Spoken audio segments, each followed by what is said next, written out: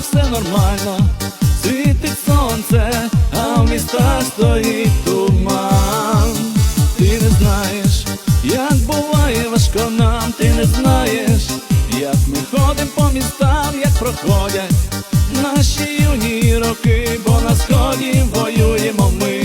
Під звуки РПГ ідемо ми у бій, в очах у нас у всіх великий біль. За волю і за честь, за наших матерів, за нашу Україну, за батьків.